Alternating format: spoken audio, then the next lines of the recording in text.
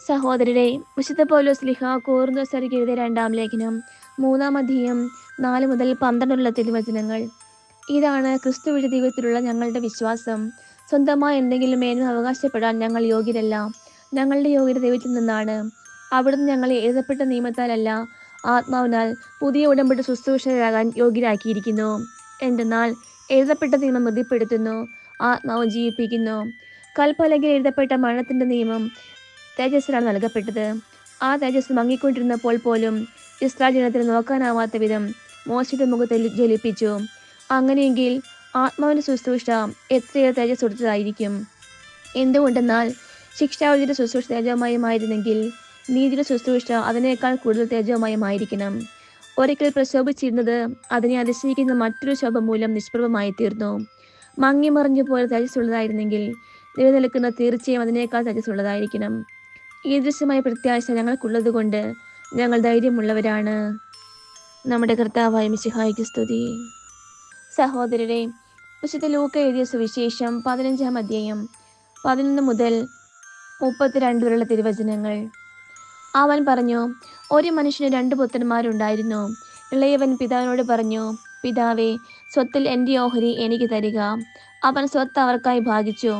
ഏറെ താമസിയാതെ ഇളയ മകൻ എല്ലാം സ്വീകരിച്ചുകൊണ്ട് ദൂരദേശത്തേക്ക് പോയി. അവിടെ ദൂരത്തിനായി ജീവിച്ച് സ്വത്ത് നശിപ്പിച്ചു കളഞ്ഞു. അവനെല്ലാം ചെലവഴിച്ചു കഴിഞ്ഞപ്പോൾ ആ ദേശത്ത് ഒരു കഠിനക്ഷാമം ഉണ്ടാവുകയും അവൻ ഞെരുക്കത്തിലാവുകയും ചെയ്തു. അവൻ ആ ദേശത്തെ ഒരു പൗരന്റെ അടുത്ത് അഭയം തേടി. അയാൾ അവനെ പന്നികളെ മേയ്ക്കാൻ വയലിലേക്ക് അയച്ചു. പന്നി തിന്നിരുന്ന തവിടെങ്കിലും കൊണ്ട് വയറ് നിറയ്ക്കാൻ അവൻ ആശിച്ചു. പക്ഷേ ആരും അവന് കൊടുത്തില്ല. അപ്പോൾ അവന് സുബോധമുണ്ടായി.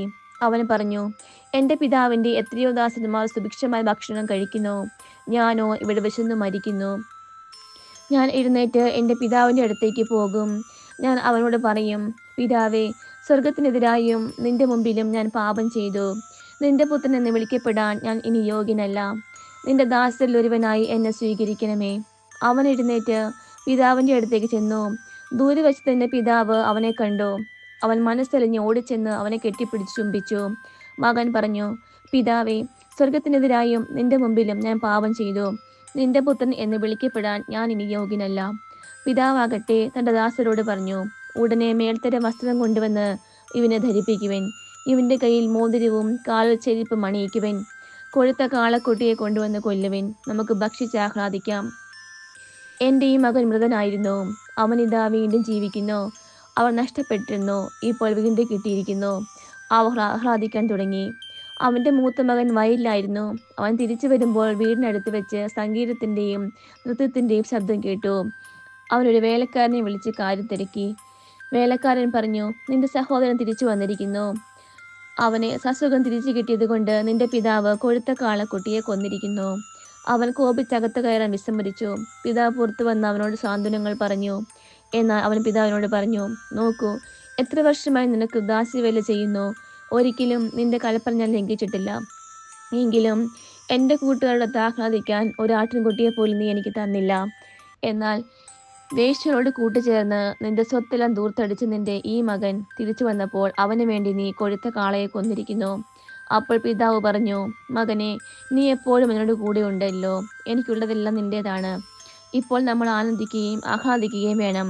എന്തെന്നാൽ നിന്റെ ഈ സഹോദരൻ മൃതനായിരുന്നു, അവൻ ഇപ്പോൾ ജീവിക്കുന്നു. നഷ്ടപ്പെട്ടിരുന്നു, ഇപ്പോൾ കണ്ടുകിട്ടിയിരിക്കുന്നു. നമ്മുടെ കർത്താവായ മിശിഹായ്ക്ക് സ്തുതി.